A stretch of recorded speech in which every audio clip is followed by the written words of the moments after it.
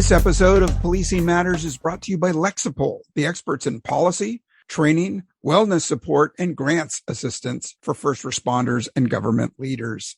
To learn more, visit lexipol.com. That's LEXIPOL.com. Hey, welcome back to Policing Matters on policeone.com. I'm your host, Jim Dudley. Well, I hope you're watching on YouTube, or if not, then check us out. You can see our guest and some graphic images and links and give you a better idea what we're talking about. Well, when statistics are analyzed, it seems that there are biases read into them. I recently saw that traffic stops are interpreted as biased based on whoever's inputting the data, despite the fact that an officer often doesn't know gender, race, or ethnicity of a driver running red lights, speeding, or participating in a sideshow. When will technology arrive to take any sort of this type of interpretation out of the equation? AI has arrived across the board in all areas of living today. We've seen some promising versions that have been dashed by legislation. Watch and listen in as we hear about an important tool to identify and prevent firearms violence. Our guest today will tell us about his company that uses AI as a form of firearm detection and thus shooting prevention. Well, Dustin Brooks is the Chief Customer Officer and co-founder of ZeroEyes. And before founding ZeroEyes in 2018, Dustin has worked as a global asset technologies and military instructor developing Navy SEAL candidates. Mr. Brooks has served in the U.S. Navy and as a U.S. Navy SEAL for 6 years. Thank you, Dustin, for your service. Yeah, great. Thanks, Jim. Appreciate it. So ZeroEyes is a proactive visual gun detection and situational awareness software platform based on computer vision and advanced machine learning AI. It is layered on existing digital security cameras at schools, businesses, and government offices.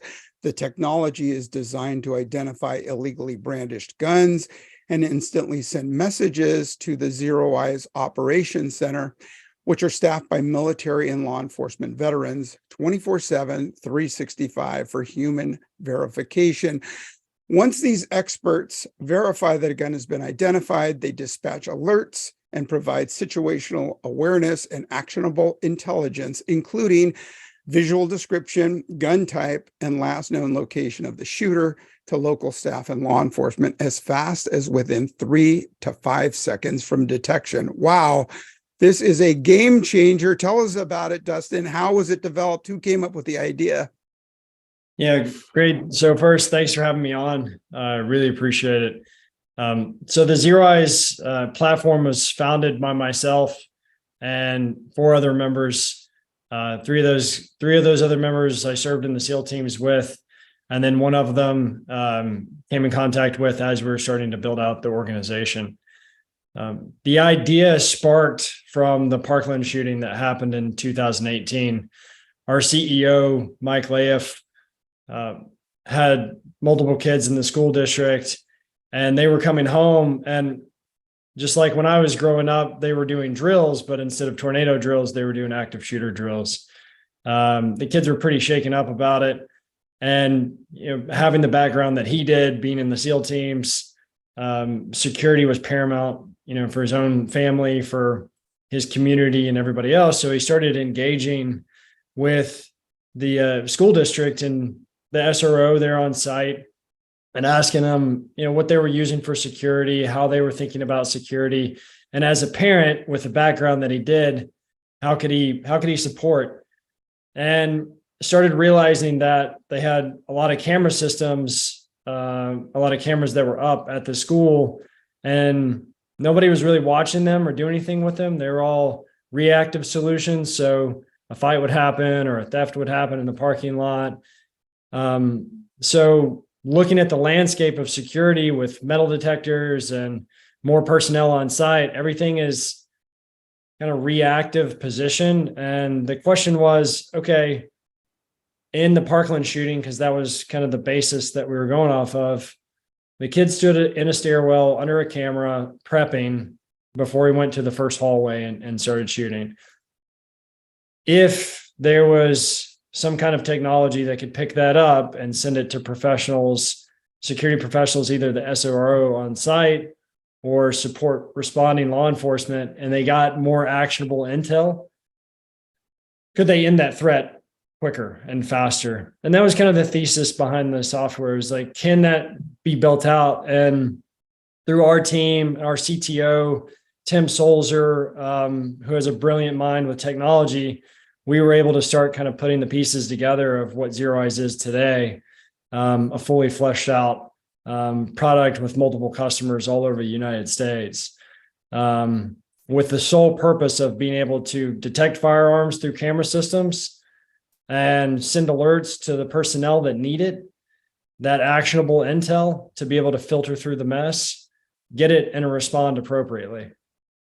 Yeah, that is awesome. And I mean, I see it as a similar to ShotSpotter, where oftentimes we'll hear the gunshots, emergency dispatch will get the message and immediately relay it to patrol in the field. Sometimes there's some accompanying information, doors slamming, people shouting, cars speeding off, things like that.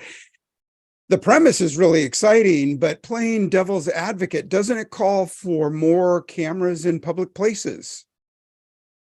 So the camera industry, off that question, has kind of exploded over the last five or 6 years. There's more cameras being put in more places. And I think it's because the ease and use of ability, and also the capabilities of the cameras themselves, so the digital cameras, et cetera.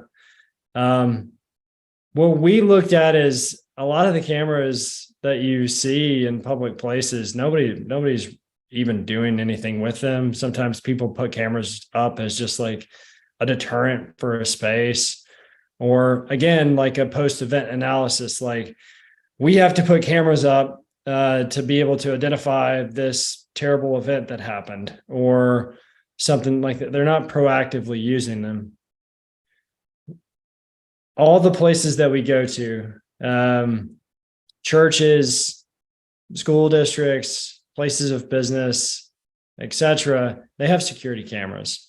Those are the cameras that we're interested in, the ones that are protecting the places where people go and try to live their everyday lives. Mm-hmm. We took a look at those as a force multiplier. So with our technology, we could support the individuals that are providing security for those spaces and use them as a force multiplier. So allow those individuals to do their job more effectively.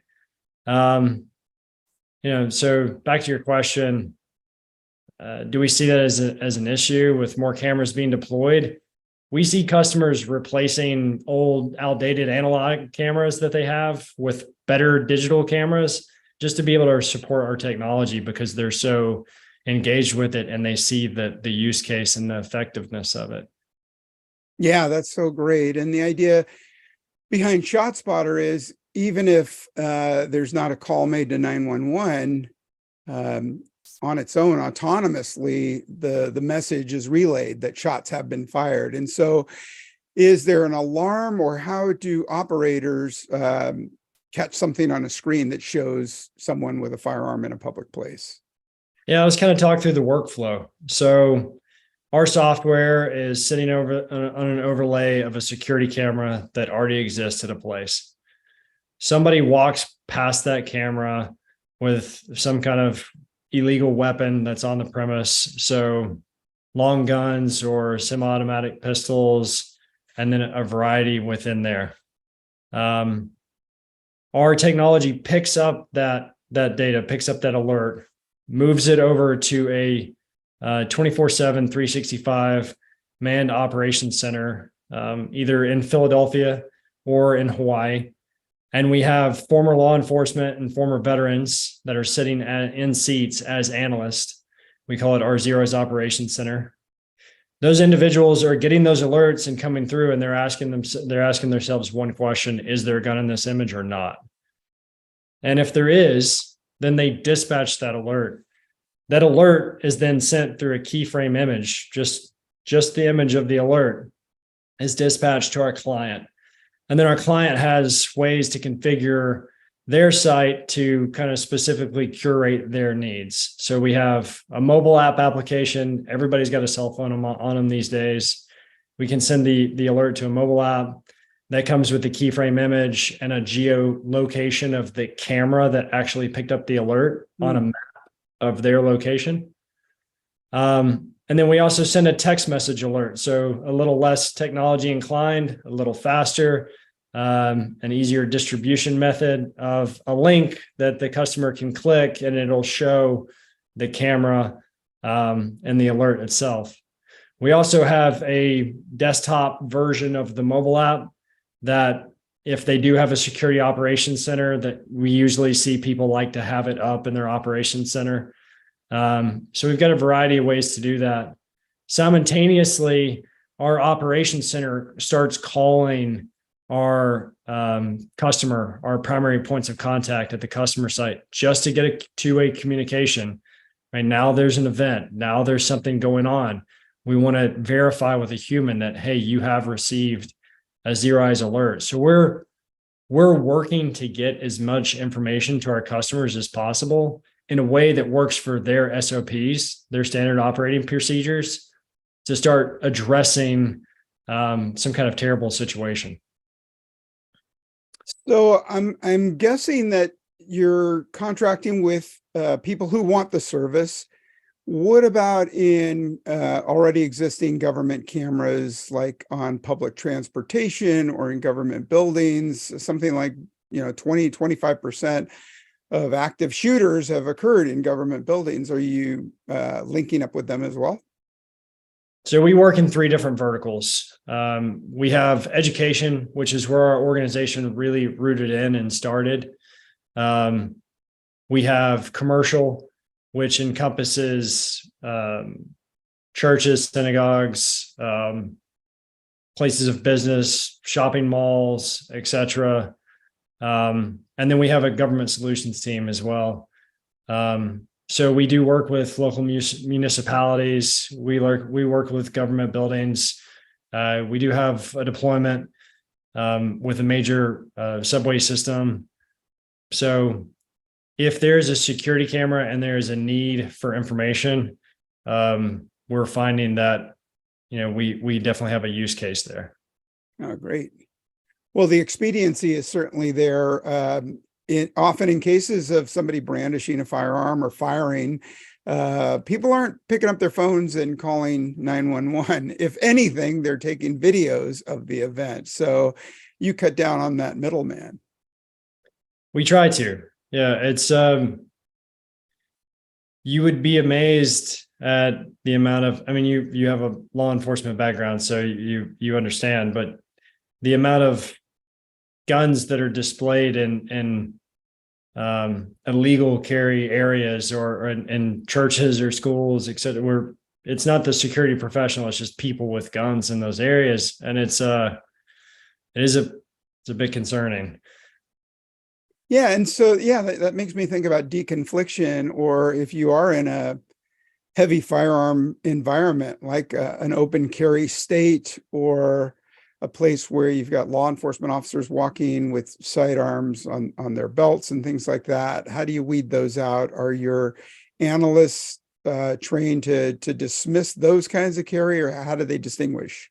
Yeah, I think our analysts could identify an ROTC kid in their sleep walking around the school. But yeah, absolutely. So we have enough data now of detections that we've gotten that our teams have a very rigorous training process for our ZOC analysts to go through to look at all these individual scenarios and situations. That's a quarterly training that they hold. They pressure test our analysts through random phone calls where they get disconnected in the middle of a call and they have to run these scenarios to do things. They get different detections that come in that are really off kilter, and they have to filter through this information. So it's really awesome to see them work. But we have essentially dispatch processes on lethal, non-lethal, weapons. So a non-lethal weapon would be a suited law enforcement officer that has, the itch to go do some training at one of the places they have keys to at 2:30 in the morning, and we pick up those alerts, and we have a way to dismantle that without creating a hard dispatch for the customer. And then we, from time to time, we pick up squirt guns, and then airsoft rifles and all these different things. So our analysts take into account the entire environment of what they're looking at. And I mean, the scenarios that we have engaged with have been very professional from our teams. That's great to hear. I'd like to ask you more about different types of weapons, but first I'd like to take a moment and thank our sponsor. Lexipol empowers first responders and public servants to best meet the needs of their residents safely and responsibly. Serving more than 2 million public safety and government professionals in over 8,000 agencies and municipalities, Lexipol offers a range of solutions that includes policies, training, behavioral health resources, news and analysis, and grant assistance services for law enforcement, fire and rescue, EMS, local government, and other agencies dedicated to public safety. To learn more, visit lexipol.com. That's LEXIPOL.com. And we're back, and I'm speaking with Dustin Brooks, CEO and co-founder of the ZeroEyes firearm detection system. We talked a little bit about firearms. Are there any other kind of weapons that can be detected or go through some sort of a filter before an analyst hits the alert? Yeah, right now to date, we have, last number that I saw was around 197 different classifiers of weapon systems. That's to include any kind of handheld carried long rifle or semi-automatic pistol, or some kind of 6-shooter, or just some kind of pistol, right? It's the position, the shape, the carry position of the guns themselves are what the AI is really rooting in and looking for. As we develop the product and we get more requests from our customers, or we do have Department of Defense projects that we work on, if there are other classifiers that are put into our data set, our customers, all of our customers benefit from the implementation of whatever we put in there. So I don't know that we have an RPG in there at this moment, but hopefully we never see.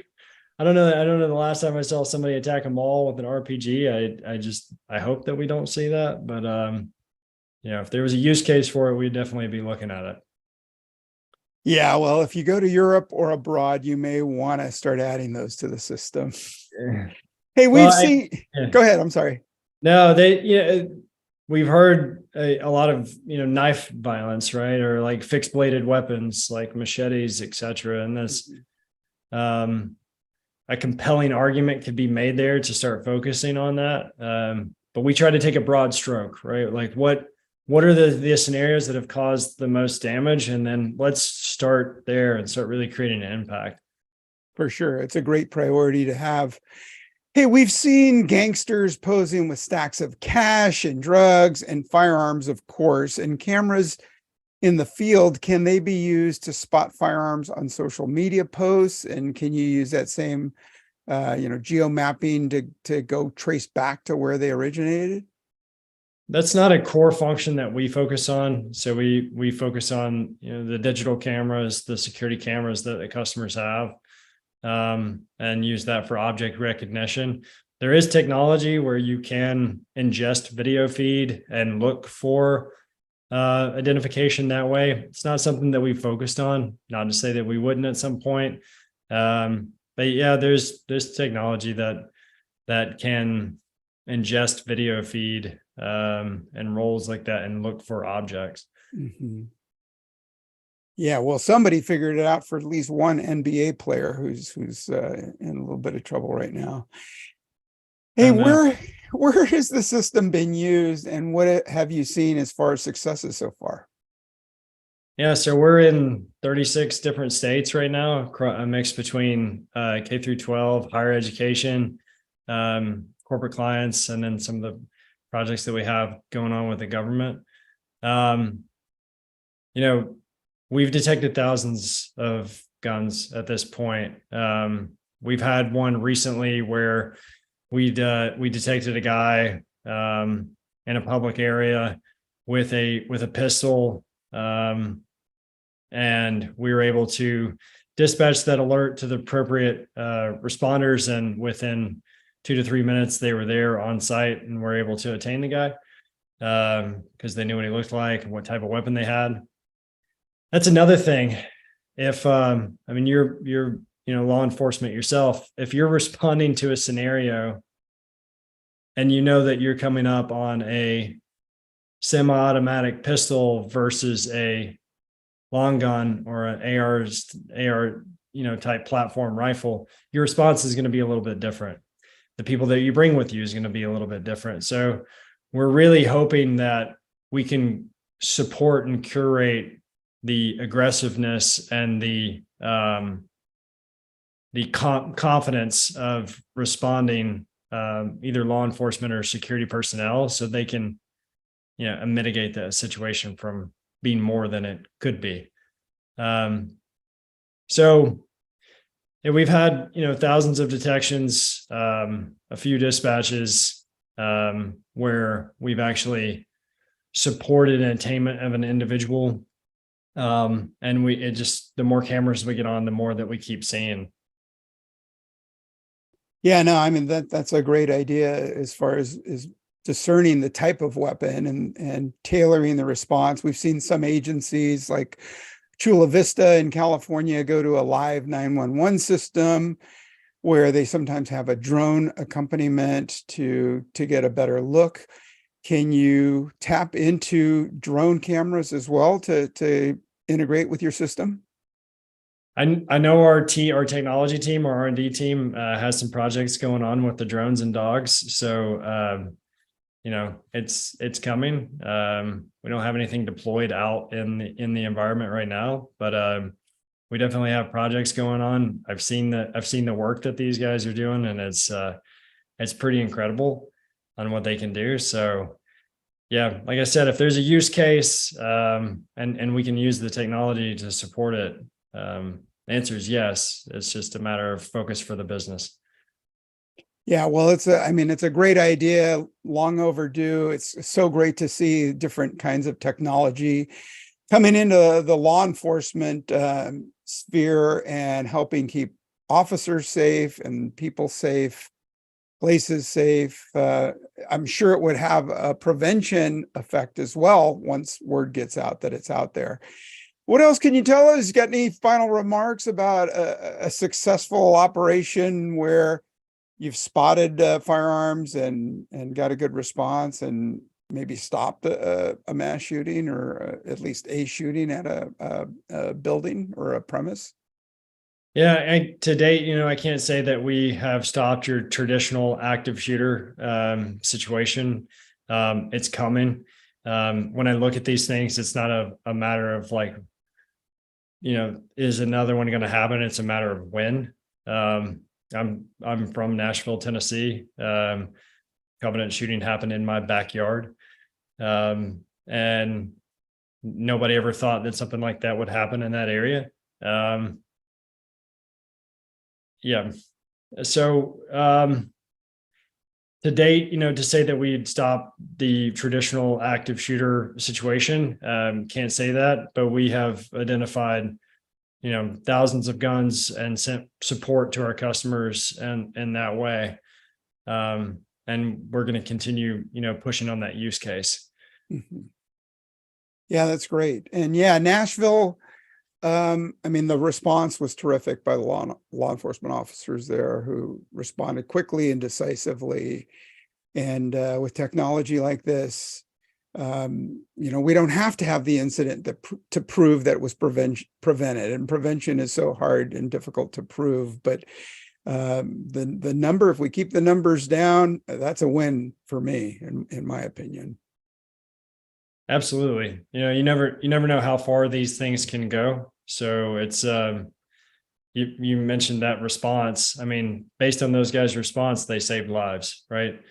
And they actioned, they had intel, they made movements, the training that the staff had on site. I know that they had been trained with active shooter response. So they were prepared, right? They were making in preparation in an event like that. So we're trying to support in that layered security system and continue to get ahead of those things and save lives. Awesome. Hey, how can our listeners and our YouTube watchers find out more about ZeroEyes and how to find out about where it's operating in an area near them? Yeah, we have the website's a great place to start. It's just zeroeyes.com, zeroeyes.com. There's a ton of resources. We've got statistics from Department of Homeland Security and the FBI. We've got a blog that our company tries to stay on top of and provide real information from what's going on in the security space. And then we also have a video archive where we have a bunch of information from our organization. And up at the right-hand side, we've got request a demo or get a quote options if people want to have a further conversation. Yeah, I've looked at the website. It's very robust, and I think our viewers and listeners would be interested and are encouraged to take a look at it. Hey, thank you, Dustin Brooks, a Navy SEAL and CEO and co-founder, or CCO and co-founder of ZeroEyes. Hey, thanks for your service, and thanks for what you're doing with this new technology in support of law enforcement and public safety. That's great, Jim. Thanks for having me, and thanks for your service in law enforcement as well. It's a awesome job what you and the individuals like yourself do for public spaces and communities. So it's great. Really appreciate you having me on. Thank you. Yeah, for sure. And to our listeners, you can check out the website at the show notes at the bottom of the podcast. It is zeroeyes.com, and we're going to try to put in some graphics for you as well. Hey, thanks for listening, and let me know what you think about today's program. Drop me a line at policingmatters@policeone.com. Let me know what you think. All right, take good care, stay safe, and hope to talk to you again real soon. Take good care.